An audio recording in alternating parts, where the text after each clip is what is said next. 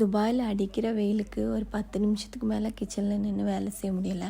அதான் எல்லா திங்ஸையும் தூக்கிட்டு ஹாலுக்கு வந்துட்டேன். இன்றைக்கி நான் வந்துட்டு ஒரு வெஜிடபிள் ரைஸ் ட்ரை பண்ணலான்ட்டு இருக்கேன். அதுக்கு தேவையான காய்கறியெல்லாம் ஃபஸ்ட்டே நம்ம கட் பண்ணி எடுத்துக்கலாம். டிவி பார்த்துக்கிட்டே வெஜிடபிள் எல்லாம் கட் பண்ணி எடுத்துக்கிட்டேன். வெஜிடபிள் ரைஸ் கூடவே பட்டாணி குருமா ரெடி பண்ணலாம் அப்படின்ட்டு பட்டாணியும் கொஞ்சம் உருளைக்கிழங்கும் வேக வச்சு தனியாக எடுத்து வச்சுட்டேன். இப்போ வெஜிடபிள் ரைஸ் எப்படி பண்ணுறதுன்னு பார்த்துலாம். அதுக்கு ஒரு அடி கனமான பாத்திரம் வச்சுக்கோங்க. பாத்திரம் நல்லா சூடானதும் கொஞ்சமாக எண்ணெய் ஆட் பண்ணிக்கோங்க. எண்ணெய் கூடவே ஸ்பைசஸ் ஆட் பண்ணிக்கணும். கொஞ்சமாக முந்திரி பருப்பு ஆட் பண்ணிக்கணும். முந்திரி பொன்னிறமாக வறுந்ததுக்கப்புறமா பச்சை மிளகாய் ஆட் பண்ணிக்கலாம். அதுக்கப்புறம் வெங்காயம் கொஞ்சம் வதங்கினதுக்கப்புறமா கேரட், பீன்ஸ், நம்ம என்னென்ன வெஜிடபிள்ஸ் வச்சுருக்கோமோ அது எல்லாத்தையும் ஆட் பண்ணிக்கலாம். வெஜிடபிள்ஸ் ஈஸியாக வதங்கிறதுக்காக கொஞ்சமாக உப்பு போட்டு வேக வச்சுக்கலாம்.